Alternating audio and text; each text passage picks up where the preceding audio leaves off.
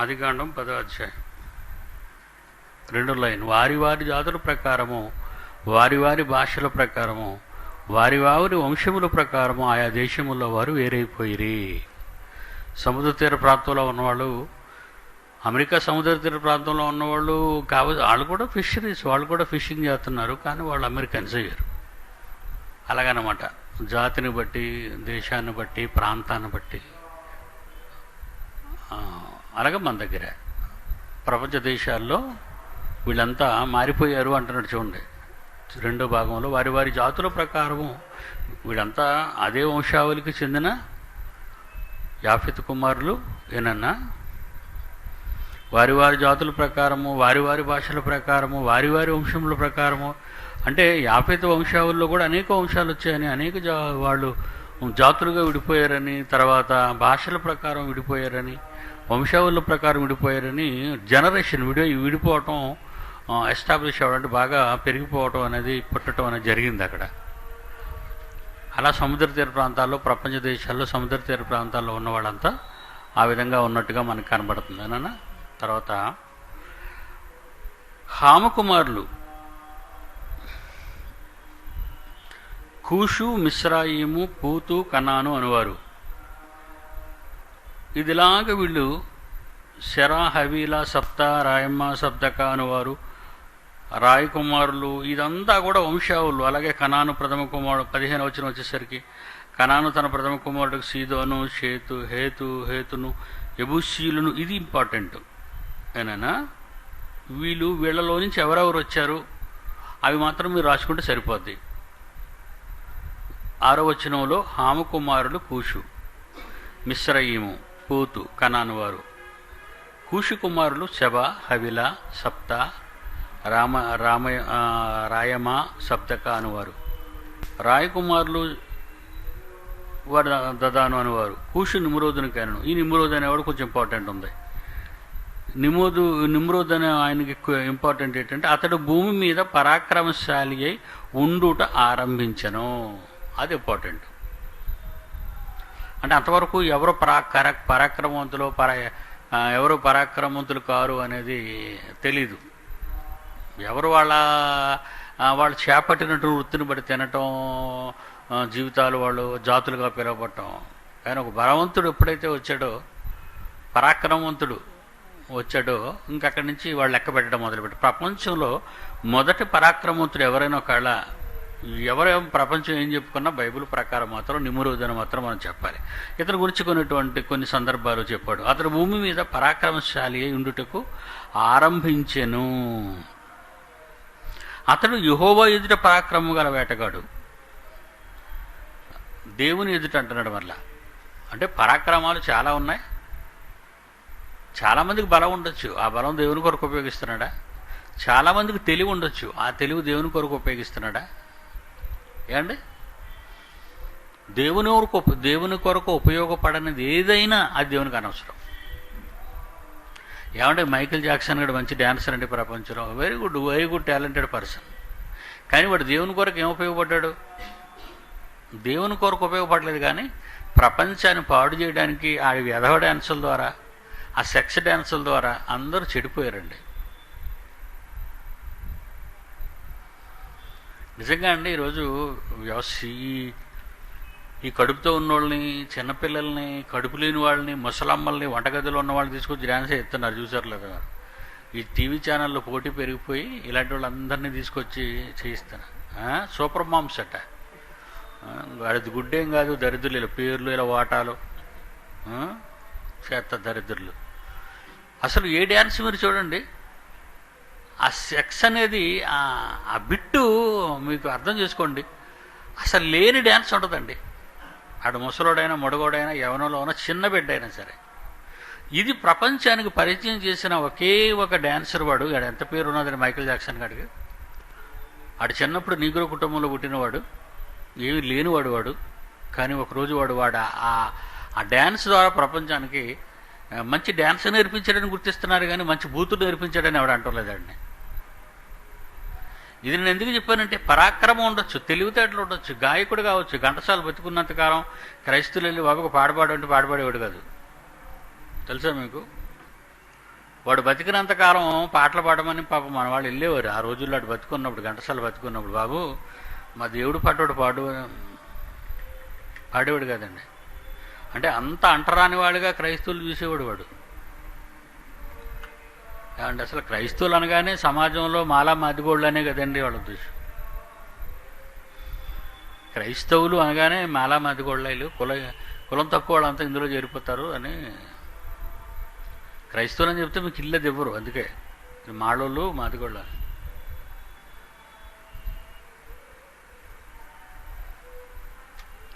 ఎందుకు అలాగే అయిపోయిందంటే మన వాళ్ళు కూడా అలాగే, వీళ్ళు కూడా అలాగే ప్రవర్తించడం. ప్రవర్తన మంచిది కదా, నోరిపోయినండి అన్ని బూతులే, బండ భాష, దరిద్రపు లాంగ్వేజ్, ఇళ్లలో ఉన్న గొడవలు, ఇళ్లలో ఉన్న ఈ కాలనీలు ఉంటాయండి, కాలనీలో ఎప్పుడు అల్లర్లేనండి. వీడు తాగేసి వచ్చి పక్కింట్లో దూరిపోతాడు, ఆడ తాగేసి వచ్చి ఇంకో పక్కింట్లో దూరిపోతాడు. దారుణంగా కదండి వీళ్ళది. నరుక్కోవడాలే కదండి జరిగాయి, నరుక్కోవడాలే. కారం చేడు ఒకటి, ఇంకోటి ఏదైనా ఇక్కడ గుంటూరు దగ్గర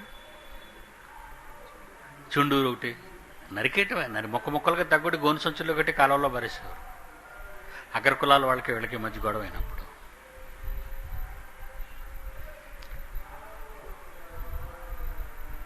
అందుకే క్రైస్తవులని చెప్పగానే,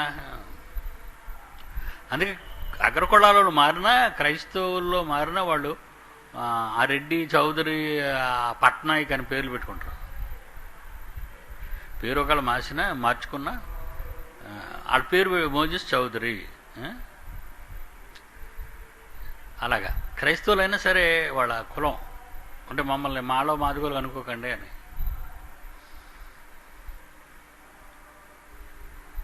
కనుక క్రైస్తవుడిలో క్రైస్తవుడు మైకేల్ జాక్సన్ వాడు ఆడ చేసినవన్నీ తప్పులే. వాడు చాలా అమెరికా వాళ్ళకి అంటరాని వాళ్ళు, నిగ్రో వాళ్ళు. అబ్రహాం లింకన్ పోరాటం తర్వాత వాళ్ళు అమెరికాలో ఈక్వాలిటీ, ఈ అమెరికన్స్తో తెల్లవాళ్ళతో నల్లవాళ్ళు సమాన సంబంధాలు కలిగి రోజు ఒక నల్లవాడే అమెరికాని పరిపాలిస్తున్నాడు, ఒబామా. గాంధీ మహాత్ముడు ఎలాగైతే మన దేశంలో ఈ స్వాతంత్రాన్ని తీసుకొస్తూ మరి జాతి కులం పేరు చెప్పుకున్నవాడు ఎంత ఎంత తప్పు చేస్తాడో. ఈరోజు అట్రాసిటీ అనేటువంటి సెక్షన్ తీసుకొచ్చి కులం పేరు తేవడానికి తిట్టామంటే మరి ఇక్కడికి 3 నెలలు బెయిల్ ఉండదు, 90 రోజులు లోన పడేయాలి. బెయిల్ అది ఎవరు, యాంటిసిపేటర్ ఎవరు. అంటే కొన్ని చట్టాలు కొన్ని చేసి వీళ్ళని కులహీనులుగా దేశం గుర్తిస్తుంది, అగ్రకులాల వాళ్ళు వీళ్ళు అంటరాని వారిగా చేశారని, మరి వీళ్ళందరినీ పైకి తేవాలని ఈ ప్రభుత్వం నిజంగా ఈ దేశంలో మంచి ప్రయత్నాలు మహాత్ముడి ద్వారా తర్వాత కొంతమంది ద్వారా జరిగాయి. ఏదేమైనా ఉండే ఒక విషయం మాత్రం గమనించండి, వాడంతా తినలేని వాడుగా మైకేల్ జాక్సన్ పుట్టిన తర్వాత వాడు డ్యాన్సుల ద్వారా సమాజాన్ని, వాడు మంచి dancer, is good dancer, but is sex dancer. వాడు చాలా చెడ్డోడు, చాలా చెడ్డోడు. వాడు భార్యతో కాపురం చేయలేదు, భార్యను వదిలేశాడు, బిడ్డలుగా అన్నాడు. నల్లగా బాగా నలుపుగా ఉండేవాడు, బండ ముక్కు ఉండేది వాడికి, నిగ్రో వెళ్ళకుండా బుడ్డ పెదవులు ఉండేవాడికి. అలాగా ప్రతిదానికి సర్జరీ చేసుకున్నాడు. పెదవులకు సర్జరీ, ఈరోజు మన సినిమా యాక్టర్లు అంతేనండి. పెదవులకు సర్జరీ, ముక్కుకు సర్జరీ, చెవులకు సర్జరీ, బొగ్గలకు సర్జరీ, గెజువులకు కూడా సర్జరీ. ఎవరికైనా గెజువు పెద్దదైపోయింది అనుకోండి, ఇక్కడ మొక్కలు కట్ చేసి సెట్ చేస్తారు ముఖం గుండ్రంగా ఉండడానికి. ఎందుకంటే ఫేస్లో ఆ గ్లామర్ లేకపోతే సినిమాకి ఎవడు పిలవడు. అవుటర్స్ అనేది అదే డైరెక్టర్ పిల్లలు కానీ, ప్రొడ్యూసర్ల పిల్లలు కానీ, హీరోల పిల్లలు కానీ అంటే ఆ కోతుముఖమైనా పర్లేదు, ఆడు హీరో అయిపోతాడు. ఒకటి గమనించండి, నీకేది ఉన్నా, నీకే టాలెంట్ ఉన్నా, పరాక్రమం ఉందా, పాడే గొంతు ఉందా, పనిచేసే శక్తి ఉందా, ఆలోచించే తెలివి ఉందా, దేవుని కొరకు అది ఉపయోగించు. కానీ నిమ్రోదుని చూసి మనం అదే నేర్చుకోవాలి. ఏనైనా 8వ వచనంలో ఈ నిమ్రోదు, కూషు నిమ్రోదుని కాను అతడు భూమి మీద పరాక్రమశాలి ఉండుటకు ఆరంభించెను అన్నాడు. చాలా బాగుంది. ఎవరి కొరకు పరాక్రమశాలి ఉండాలనుకున్నాడు అంటే దాని పక్కనే చెప్తాడు, అతడు యెహోవా ఎదుట పరాక్రమం గల వేటగాడు.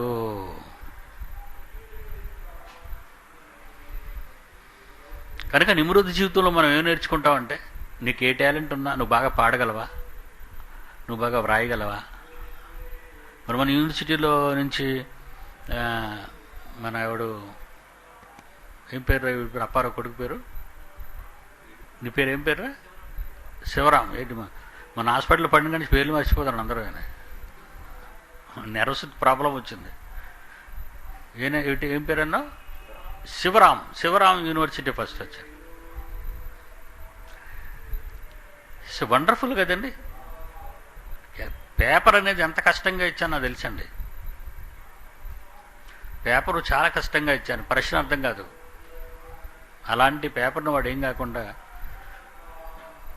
రాయగలిగాడు. Very good bye. దేనిలో చూపిస్తున్నావు నీ పరాక్రమం? నీ టాలెంట్ దేనిలో చూపించగలుగుతున్నావు? అదన్నమాట. కనుక యెహోవా ఎదుట అనే పదం, యెహోవా ఎదుట పరాక్రమం గల వేటగాడు.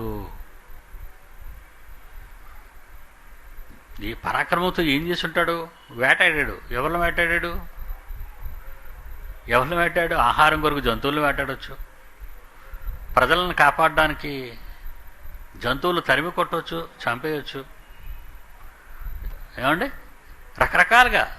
అంటే మనుష్య ఉపయోగకరమైన పనులు ఆనాడు దేవునికి ఇష్టమైనవి చేసేవి ఉండాలి. అందుకంటాను మిమ్మల్ని అందరినీ, ఆరోగ్యం ఉన్నప్పుడే మీరు ఏ పైన దేవుడు పని చేయాలరా? నాలా ముసలైపోతే ఏం మోస్తారు మీరు? కనుక మీ ఆరోగ్యం ఉన్నప్పుడే దేవుని కొరకు మీ శరీరాలని, మీ కష్టాన్ని,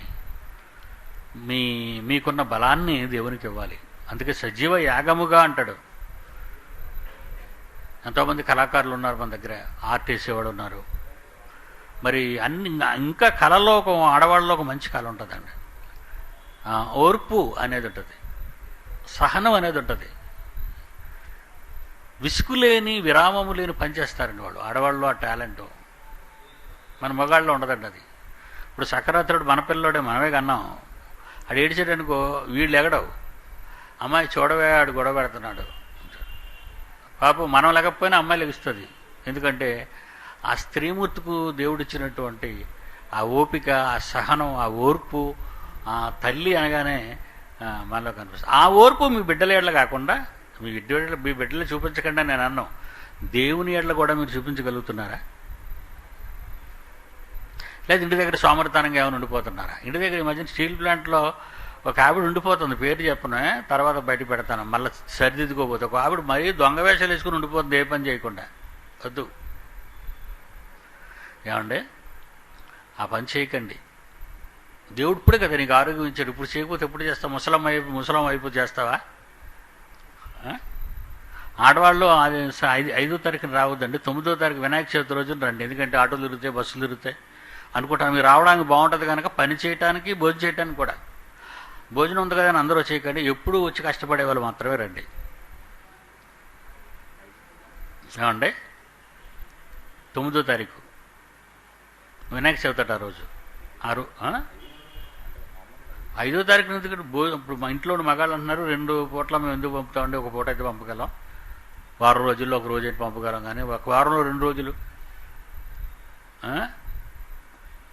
కనుక 9వ తారీఖున మీరు రండి.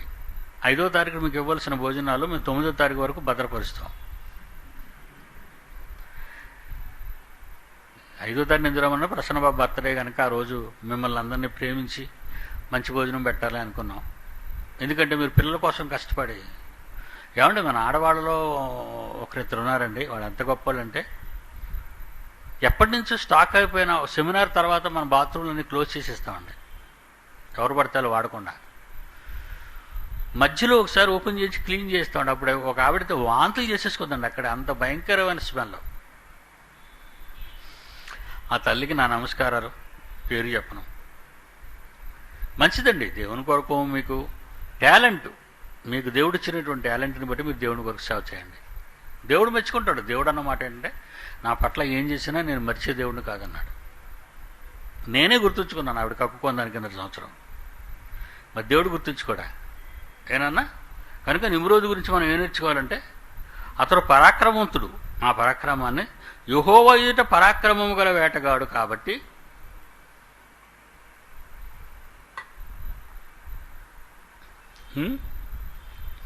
యెహోవా ఎదుట పరాక్రమ వేటగాడు కాబట్టి యెహోవా ఎదుట పరాక్రమం గల వేటగాడై నిమ్రోదు వలె అని లోకోక్తి గలదు చెప్పుకున్నారట. చాలా తరాలు నిమ్రోదు గురించి చెప్పుకున్నారట. ఏమని ఆయన ఎడ్ల ఉన్నటువంటి ఏమని చెప్పుకున్నారట? యెహోవా ఎదుట పరాక్రమ గల వేటగాడై నిమ్రోదు, యెహోవా ఎదుట మంచి వేటగాడు నువ్వు. అలాగే పెంతెకొస్తు పండుగ దినం పేతురు ప్రసంగం 3,000 మంది బాప్తిస్మం పొందారండి. అతడు వేటగాడే. ఏమండి, అతడు కూడా వేటగాడు. 3,000 మంది మారిపోయారండి. చిన్నమాట ఏంటండి అది? ఒక ప్రసంగంకి 3,000 మంది మారడం, అసలు ఏదైనా మారతారు కానీ మనుషులు మారతారండి? ఏమండి, ఇనువునైనా దాని సైజు మార్చేయగలం, పేపర్నైనా మార్చగలం, దేనినైనా మనం మలచగలం, కానీ మనస్సును అసలు మలచలేమండి. ఎవరి మనస్సుని మనం మలచలేం, చాలా కష్టం. అది కూడా టాలెంట్. అది మా జాన్సన్ గడికి మంచి టాలెంట్ పాటలు వాడు ఉపయోగించుకుంటున్నాడు. ఏమంటే మళ్ళీ కొత్త పాటలు రాస్తున్నాడు అనుకున్నాను. మళ్ళీ స్టూడియోలో వాడు పని చేసుకుంటున్నాడు, మంచి పాటలు దించుతాడు అనుకున్నాను ఈ సంవత్సరం. కానీ కిందటి సంవత్సరాలకు లేట్ చేయకుండా డిసెంబర్కి అలా పాటలు రిలీజ్ చేసేయడం బెటర్. మీ టాలెంట్ అది. మీలో ఏదైనా కళ ఉందని కూడా చూపించండి. మీ కళ దేవునికి చూపించండి. ఏనైనా లోకోక్తి ఉందట, నిమ్రోదు వాళ్ళు యెహోవాకు నిమ్రోదు వేటగాడు అని. ఎంత మంచి మాట అండి. దేవునిదిట పరాక్రమం గల వేటగాడు, దేవుడు మెచ్చుకున్న వేటగాడు అంటే ఎంత గొప్ప సంగతి అండి. షీనారు దేశములోని 10 అండి. షీనారు దేశములోని బాబెలు, ఎరెకు, అక్కదు, కల్నే అను పట్టణములు అతని రాజ్యమునకు మొదలు. ఇదండి రాజ్య ప్రారంభం. ఇంతకీ వేటగాడై ఒక రాజ్యాన్ని ప్రారంభించాడట. రాజరికపు వ్యవస్థ భూమి మీద ఆరంభమైన మొదటి రాజు నిమ్రోదు. ఈ రాజు అనే పదం ఎక్కడే పుట్టింది? తన బలంతో, తన బలాన్ని ప్రదర్శించి అనేక మందిని ఓడించి ఆయన రాజ్యాన్ని ప్రారంభించాడు. షీనారు దేశములోని బాబెలు, ఎరెకు, అక్కదు, కల్నే అను పట్టణాలు అతని రాజ్యమునకు మొదలు ప్రారంభమట. ఆ దేశములో నుండి అష్షూరుకు బయలుదేరి వెళ్ళి నినివేను తర్వాత రెహోబోతీరును కాలహును, నినివేకును కాలహుకును మధ్యనున్న రెసమును కట్టించను. ఇదే ఆ మహాపట్టణం. మిస్రాయిలీలు, యూదీయులను, అనామీయులను, లెహబీయులను, నఫ్తుహీయులను, పత్రుసీయులను, కస్లుహీయులను, కప్తారీయులను కనెను. ఫిలిస్తీయులు కస్లుహీయులలో నుండి వచ్చిన వారు. ఇప్పుడు ఈ జనరేషన్స్ అన్నీ కూడా ఇదంతా కూడా నోవా వంశం నుంచి వచ్చిన వారే. ఏంటి ఎన్నిటిని తీసుకొచ్చాడు చూడండి. షీనారు దేశం మొదలు షీనారు దేశంలోని బాబెలు, ఎరుకు, అక్కదు, కల్నే అని పట్టణములు అతని రాజ్య పాలన మొదలై ఆ దేశములో అష్షూరు బయలుదేరి వెళ్ళి నినివే రెహబోము రెసమును కట్టించెను. కాలహును, నినివేకును, కాలహును మధ్యనున్న రెసమును కట్టించెను. ఇదే ఆ మహాపట్టణము. మిస్రాయిలు, యూదీయులు, అనామీయులు, లెహబీమీయులు, నఫ్తీలీలు, పుత్రశీలు ఇవన్నీ కూడా మీరు జ్ఞాపకం ఉంచుకోవాల్సిన అవసరం లేదు. రాజ్యపాలన ఆరంభమైంది. మానవుడు రాజుగా రాజ్యం చేసిన కాలం ఇది. ఇది ప్రపంచంలో ఎవరికి తెలియదండి, బైబిల్కే తెలుసు. ఇది ప్రపంచంలో అసలు ఏ పుస్తకాల్లో ఉండదండి. ఎందుకంటే చరిత్ర రాసిన వాడు దేవుడు కనుక ఏ వంశాలు ఏ ప్రాంతాలు రాజరికపు వ్యవస్థలకు భూమి మీద మొట్టమొదటి వచ్చాయంటే ఇక్కడి నుంచేనండి. అందుకే బాబులు ఈ రోజు వరకు మనం మర్చిపోలేమండి. బాగ్దాద్. ఇక వీటన్నిటి గురించి మనం అంతగా తెలుసుకోవాల్సినంత అవసరం ఏం లేదండి భూమి. ఎందుకంటే ఆ పేర్లన్నీ ఇప్పుడు మారిపోయాయి. ఈ ప్రాంతం అంతా ఆసియాకి సంబంధించిందండి. అప్పుడు ప్రపంచం అంతా ఆసియాయే. అనుకునేవారు కనుక మొట్టమొదటి బైబిల్లో ఉపయోగించేటప్పుడు ఆసియా దేశం అన్నారు, అంతే, ఖండం అనలేదు. ఆసియా దేశం అది తప్ప. ఎందుకంటే అక్కడ నుంచి జనరేషన్స్ ఏదైనా ఉన్నది ఆసియే. ఆదాము రావడం కూడా ఆసియే. ఏనైనా ఆదాము తప్పు చేసిన తర్వాత జలప్రలయం రావడం కూడా ఆసియా. అరారత పర్వతాలు ఆసియా. అక్కడి నుంచి నోహ కుటుంబీకులు దిగారు, ఆసియా. ఆ ప్రాంతాల్లోనే ఆ అరారాతి పర్వతాల ప్రాంతం అంటే ఆసియా మధ్య భాగంలోని ప్రాంతం అంతా అలాగా ఆక్రమించుకున్నారు అంతే వాళ్ళు. నో యూరోప్, నో ఉత్తర అమెరికా, నో దక్షిణ అమెరికా, నో ఆస్ట్రేలియా, నో ఆర్కిటికాలు ఏం లేవండి. మొట్టమొదటి ప్రారంభం మానవ చరిత్ర ఆసియా. ఆడవడవాడు కోతిముండా కొడుకు డార్విన్, ఆడ ఆఫ్రికా అంటున్నాడండి. తప్పండి అది. అసలు ఆఫ్రికా నో క్వశ్చన్. ఆఫ్రికా లేదండి, అనేక జంతువులకు నిలయం. ఆఫ్రికా మొదటి మానవుడు కౌతు నుంచి వచ్చాడు. తప్పండి, వాడు బుద్ధిహీనుడు. ఒక క్రైస్తవ కుటుంబంలో పుట్టి బైబిల్ అర్థం కాకుండా వాడు ఆ విధంగా డార్విన్ ఈజ్ క్రిస్టియన్ అండి. డార్విన్ క్రిస్టియన్ వాడు. కానీ వాడు మారు మనస్సు తర్వాత వాడు ఎలా మారు మనస్సు పొందాడు అదంతా కూడా ఆయన సింహగర్జనలో రాశాను. ఆ తర్వాత ఈ చరిత్రకారులు కానివ్వండి, శాస్త్రవేత్తలు కానివ్వండి, వాడు మారు మనస్సు పొందిన తర్వాత వాడు రాసిందంత తప్పు. ఆదికాండాన్ని నిజంగా ఆదికాండంలో మొదటి అధ్యాయం రెండో అధ్యాయం నాకు ఎంతో స్ఫూర్తినిచ్చే అంటాడు వాడు. తర్వాత చచ్చిపోయే ముందు, అది కూడా డార్విన్ చనిపోయే ముందు చెప్పాడు ఆ మాట. అవి బయటికి రావడం లేదు. జాన్ కెనిత్ దీన్ని రాశాడు. కనుక ఈ ఒకసారి మనిషి తప్పు చేసి ఒక తప్పును నమ్ముకున్నాడంటే ఆ తప్పు మీద నిలబడడానికి ట్రై చేస్తాడు. ఇప్పుడు ఒక భయంకరమైన తప్పు లోకంలో చోటు చేసుకుంది. ఏలియన్స్ ఏదో విదేశ విగ్రహాల్లో నుండి ఏ వచ్చేస్తున్నాయని, మనుషుల్ని ఏదో చేస్తున్నాయని. ఇవన్నీ తప్పు అండి. ఇవన్నీ హాలీవుడ్ బేతాళ కథలు లాంటివి. అది నిజం కాదు, అంత అబద్ధం. ఏదైనా ధైర్యంగా మనం ఈ విషయంలో మనం నిలబడగలం. ఆసియా నినివేకును కారకును మధ్యనున్న రెషమును కట్టించిన అదే ఆ మహాపట్టణం. మిశ్రయులు, లూదీయులు, అనామీయులు, లెహబీయులు, నప్తహీయులు, పత్రుసీయులు, కసులుహీయులను, కఫ్తోరీయులను కనను ఫిలిస్తీయులు కసులుహీయుల నుండి వచ్చిన వారు వంశావళి అన్నమాట. నోహు కుమారులు ముగ్గురు ఉన్నారు కదా, ఆ ముగ్గురు వంశావళిలో చెప్తున్నాడు. అలాగే 15కి వచ్చేద్దాం. 15 వచ్చిన కనాను తన ప్రథమ కుమారుడు సీదోను, హేతును, ఎబుసీయులను, అమోరీయులను, గిర్గాషీయులను, ఈ హివ్వీయులను, అర్కీయులను, సినీయులను, అర్వాదీయులను, సెమారీయులను, హమాతీయులను కనెను. తర్వాత కనానీయుల వంశములు వ్యాపించాయి. కనానీయుల సరిహద్దు సీదోను నుండి గెరారుకు వెళ్ళు మార్గంలో గాజా వరకును, సుధమ గుమర్రా, అద్మా, సెలోబయిములకు వెళ్ళు మార్గంలో లాషా వరకును ఉన్నది. వీరు తమ తమ వంశముల ప్రకారము, తమ తమ భాషల ప్రకారము, తమ తమ దేశములను బట్టి, జాతులు బట్టి హాము కుమారులు. ఇదంతా కూడా ఆసియాలో జరుగుతున్నాయి. ఈ విస్తరణ అనేది అరారాతు పర్వతాల దగ్గర నుంచే ప్రారంభమయ్యాయి. మొత్తం ఆసియా ఖండం అంతా చెదిరిపోతున్నారు వీళ్ళంతా. ఓకే ఓకే ఓకే తర్వాత 21 మరియు ఎబెరు యొక్క కుమారులందరి పితరుడును పెద్దవాడైన యాఫెతు సహోదరుడు షేమును కూడా సంతానము పుట్టెను. షేము కుమారులు ఏలాము, అష్షూరు, అర్పక్షదు, లూదు, అరామను వారు. అరాము కుమారులు ఊజు, హూలు, గెతరు, మాషను వారు. ఏనైనా తర్వాత 24వ వచనంలో అర్పక్షదు షాలాహును కన్ను, షాలాహు ఏబెరును కన్ను. ఏబెరు 2 కుమారులు పుట్టిన వారిలో ఒకని పేరు పెలుగు ఎలయనగా అతని దినములలో భూమి దేశములుగా విభాగింపబడెను. ఇది ఒక నోట్ చేసుకోండి పాయింట్. నిమ్రోద్ దగ్గర ఏమైనా పాయింట్ నోట్ చేసుకున్నాం.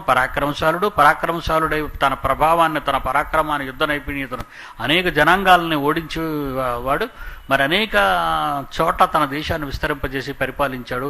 దేవునికి ఇష్టంగా ఉన్నవాడు, దేవుడు అతన్ని డెవలప్ చేశాడనేది నేర్చుకున్నాడు. ఇక్కడ అర్పక్షదులో మరి ఒక ప్రియారిటీ ఉంది. అర్పక్షదులు ఇతను అర్పక్షదు వలన జరిగింది ఏంటంటే దేశాలుగా భూమి విడబడిందంటే ఆసియా ఖండం పరిసర ప్రాంతాల్లో కొన్ని ప్రాంతాలన్నీ కూడా దేశాలుగా విభజింపబడ్డాయి. అది అర్పక్షదు కాలంలో జరిగింది.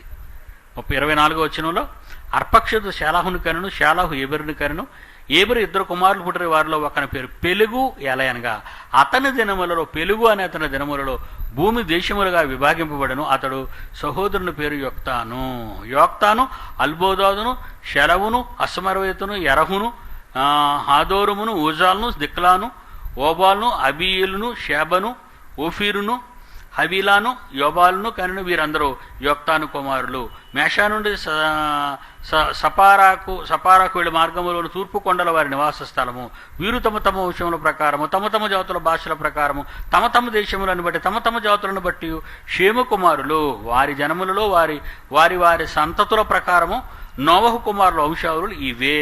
జలప్రవాహము గతించిన తర్వాత వీరిలో నుండి జనములు భూమి మీద వ్యాపించెను.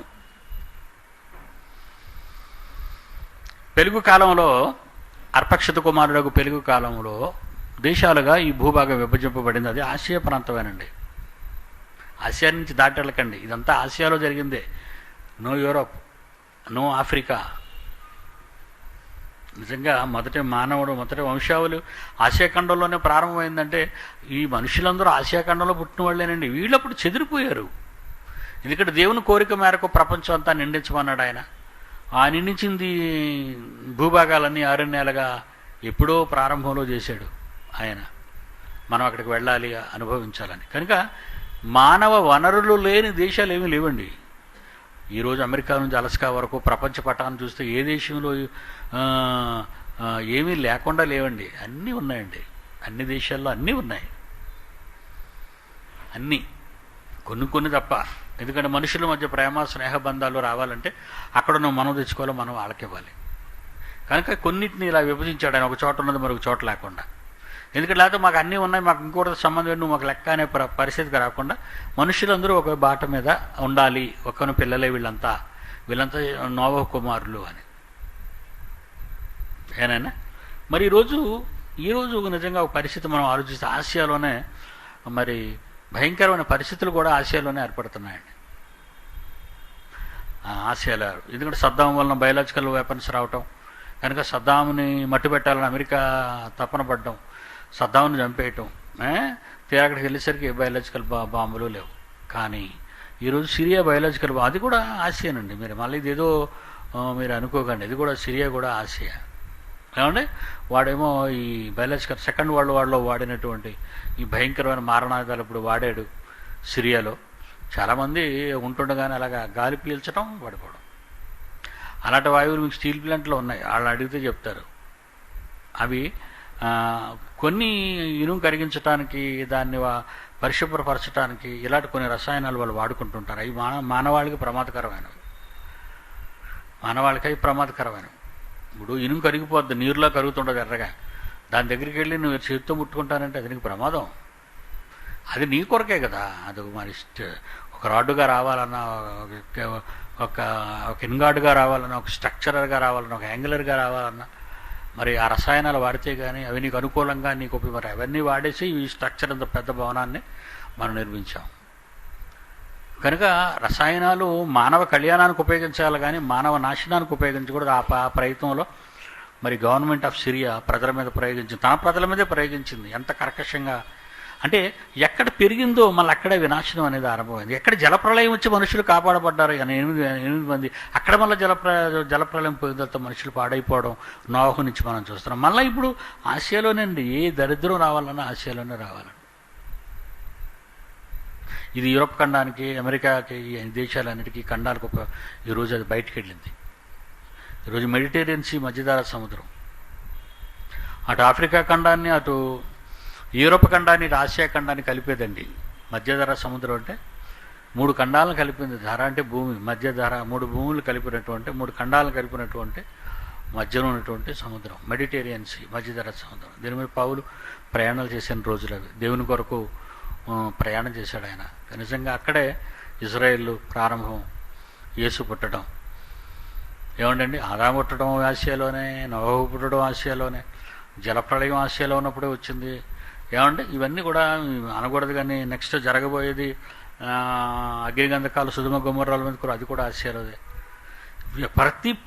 ప్రతి భయంకరమైన పరిస్థితి ఆసియా ఖండంలో చోటు చేసుకుంటుందండి.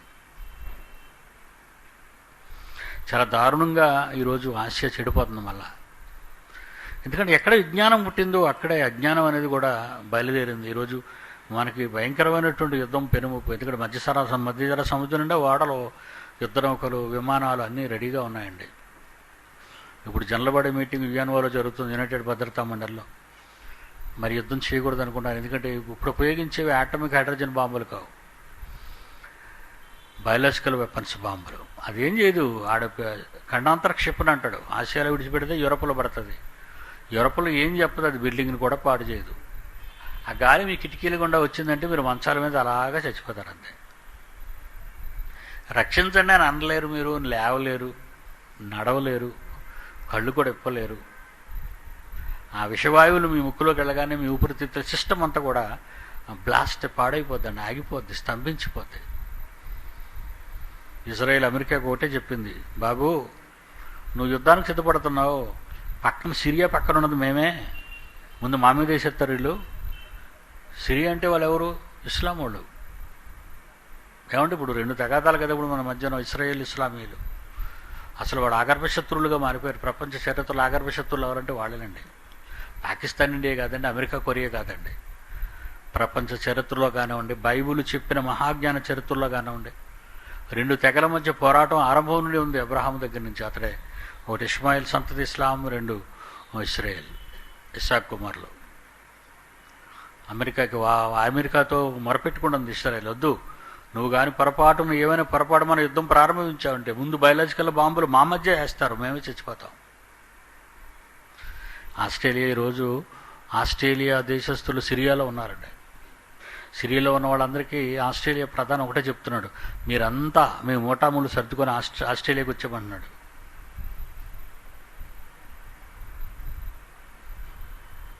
అమెరికాతో చేతులు కలిపింది. అమెరికాతో ఆస్ట్రేలియా చేతులు కలిపింది, యుద్ధానికి సిద్ధమైంది. మధ్యధర సముద్రం నిండా యుద్ధపు ఓడలే ఉన్నాయి విమానాలతో.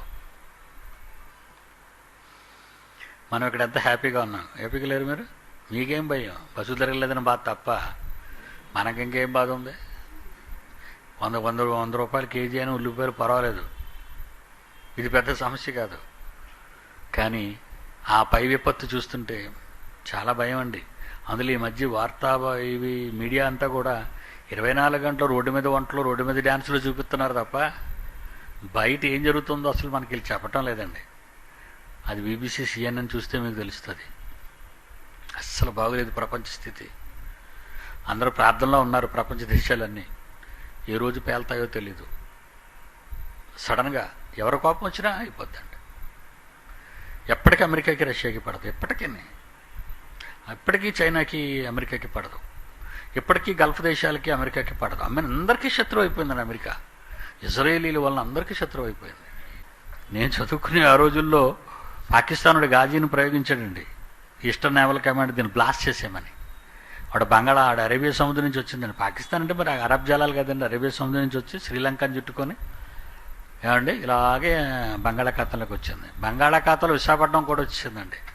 అంతవరకు మన నేవీ వీళ్ళకి తెలియదండి. ఇండియన్ నేవీలో పనిచేస్తున్న ఎవరు ఉన్నారా? అస్సలు తెలియదండి వీళ్ళకి. అది వచ్చిందండి ఇక్కడికి. ఎక్కడికి వచ్చింది? మన మినర్వా టాకీస్ ఎదురుగుండన. మినర్వా అని పాత టాకీస్ ఉండేది, సినిమా థియేటర్ సముద్ర తీరాన్ని. దేవుడు ఎందుకో మేలు చేసేటండి. ఈరోజు మనం అంతా ఉండాలని, ఈ మహాజ్ఞానం బైబిల్ యూనివర్సిటీ పుట్టాలని ఇక్కడ ఆయన అనుకున్నాడుగా. అనుకొని ఏమండి ఇక్కడికి ఎంటర్ అయిపోగానే మందు పాత్రలు పెడతారండి. యుద్ధ టైంలో మందు పాత్రలు పెడతారు. సముద్రంలో మందు పాత్రలు ఉంటాయి, దానికి తగిలితే పేలిపోద్ది ఏదైనా. మన నావికులు అయితే తెలుసుకొని ఇక్కడ మందు పాత్రలు ఉన్నాయని తప్పించుకొని వెళ్తారు. కానీ అవతలోడు వచ్చినప్పుడు, శత్రువుడు వచ్చినప్పుడు లోపల మనం గడిలో ఎలా పెట్టుకుంటాం, కరెంటు వైర్లు జైలు గోడల మీద ఎలా పెడతారో అలా పెట్టుకుంటాం మనం. అది దురదృష్టవశాత్తు ఈ గాజీ అనేటటువంటి సబ్మెరీను సెకండ్ వరల్డ్ వార్లో పనిచేసింది ఇంగ్లీష్ వాళ్ళకి, గ్రేట్ బ్రిటన్ వాళ్ళకి. వాళ్ళేమి వీళ్ళకి సెకండ్ హ్యాండ్ సరుకు, మనంతా సెకండ్ హ్యాండ్ సరుకు కొనుక్కోవడం కదా. మన బిజినెస్ అంతా అలాడదే. ట్రాన్స్ఫార్మర్ టప్పును పేలిపోతాయి. సెకండ్ హ్యాండ్ ఆ ఒరిస్సా నుంచి తెచ్చేయటం, ఆ చెన్నై నుంచి తెచ్చేయటం, సెకండ్ హ్యాండ్ అన్నీ తెచ్చి మనం వాడుకుంటుంటాం. మన వాళ్ళంతా గుడిలో లింగాన్ని మింగేసే రకం మనవాళ్ళు. ఏది నెంబర్ 1 ఉండదు మనకి, అన్నీ వాడుకోవడమే. అదేం చేసింది ఆ గాజా సెకండ్ హ్యాండ్దే ఆ మందు పాత్ర తగిలించింది. తగలగా దేవుడు దాన్ని ఎక్కడ తగిలించాడంటే పాకిస్తానీ సబ్మెరీన్లో లోపల ఉన్నటువంటి ఆ గ్యాస్, ఆక్సిజన్ గ్యాస్ సిలిండర్కి తగిలింది. అది బరస్ట్ అయిపోయింది, ప్రాణవాయువు బరస్ట్ అయిపోయి అందరూ సబ్మెరీన్లో చచ్చిపోయారు. అది అలాగే అక్కడే మునిగిపోయింది. ఇది కూడా మనకు తెలియదు. ఎవరు మనకంటే నేవీ వాళ్ళకి ఏమంటే వాళ్ళందరికీ ₹100 కొనుక్కుంటే వాళ్ళకి పావలకి ఇస్తారు ఏదైనా. వాళ్ళకి తెలుసా మీకు? నేవీలో సామాన్లు ఎలాగ అమ్ముతారో తెలుసా అండి? మనకు ₹10 అమ్మింది వాళ్ళకి రూపాయికి ఇస్తారు. ఎందుకంటే దేశం కోసం ప్రాణాలు పెట్టేవాళ్ళని. ఈలోగా జాలారు లేరని చేపల వేటకి వెళ్ళారు. ఈ వలయగానే ఈ సబ్మెరీన్ తగిలిసింది ఎక్కడో పక్కనే. వీడు అనుకున్నది పెద్ద తగిలిసింది, నాకు సొర్రేదో ఇవాళ పంట పండిపోయింది అనుకున్నారు. పక్క బోట్లో వాళ్ళందరినీ పిలిచారు, వచ్చారు. లేకపోతే రాదు, వల చిరిగిపోతుంది. ఎందుకంటే మనిషి ఉనికి పడగానే ఏదైనా కొట్టుకుంటుంది కదా. కొట్టుకోలేదు ఏంటని దిగాడు. అప్పుడు ఇంకేడు పెద్దది ఉంది లోపల. నా అనుమానం అదే ఏమో బయట తీసుకొచ్చి పెట్టారని. బీచ్ని పెట్టారు సరే, అదేమని ఇప్పటికీ అనుమానం నాకు. ఒక ముక్కల కింద తిప్పించి తీసుకొచ్చి బయట కట్టేశారు. అప్పుడు పోలీసులకు చెప్తే ఫిషరీస్ జాలార్పేట వాళ్ళు ఫిషరీస్ వాళ్ళతో చెప్తే ఫిషరీస్ వాళ్ళు జాలార్పేట వాళ్ళు పోలీస్ స్టేషన్ చెప్తే వన్ టౌన్లో నేవీకి తెలియజేస్తే నేవీ వాళ్ళు వచ్చారు. అప్పుడు ఆ ఇద్దరు జాలార్లని పెద్ద ఊరేగింపుతో జాలార్పేటని తీసుకొచ్చారు. ఎవరిని? జాలార్లని. ఎవరు తీసుకొచ్చారు? నేవీ వాళ్ళు. వీళ్ళేం చేస్తున్నారు? మరలా చెప్తున్నాను, నీ దేవుడు నిన్ను కాపాడాలి. ఈరోజు మళ్ళా పీడి సుందర్ అదే చెప్తాడు, నీ దేవుడు మన దేవుడు మళ్ళీ కాపాడాలి. ఈ ప్రభుత్వాలు మిమ్మల్ని కాపాడతాయా? ఏమండి, పదవులకు రాజీనామా చేయండి, మేమే కదా ఓటేసామన్నారు. వీళ్ళందరూ సీటు పట్టుకుని నిలబడిపోతున్నారండి. మేము రాము బయటకు అంటున్నారు అంతే. మేమే కదా ఓటేసాం, నువ్వు ఓటేస్తే మేము రాము. బాగా బుద్ధి చెప్పారండి వీళ్ళు. ఈ ప్రజలకు బాగా బుద్ధి చెప్పారు వీళ్ళు. వాళ్ళు సీట్లు వదలరు. ఎలాగ వదులుతారు? నీ దేవుడే నిన్ను కాపాడాలి. ఎప్పుడు అదే చెప్తానండి, నరులను నమ్ముకున్నట కంటే, రాజులను నమ్ముకొనుట కంటే, అధికారులను నమ్ముకొనుట కంటే యెహోవాను ఆశ్రయించుట మేలు. ఎంత మంచి మాట అండి దేవుడు అన్నమాట. అమెరికా నిన్ను కాపాడదు, అమెరికాయే కాపాడుకోలేదు. ఈరోజు ప్రశాంతమైన వాతావరణంలో మధ్యధరా సముద్రంలో ఉన్న నౌకలన్నీ పొంచున్నాయండి. కానీ దేవుడు ఎందుకు అలా సమాధానాన్ని చేసుకొస్తున్నాడు? నీవు నేను బ్రతుకున్నంత వరకు. ఒకవేళ యుద్ధం జరిగినా మీకేం ప్రాబ్లం లేదండి, ఆడవాళ్ళు కొడుకు చచ్చిపోతారు, పోనవండి.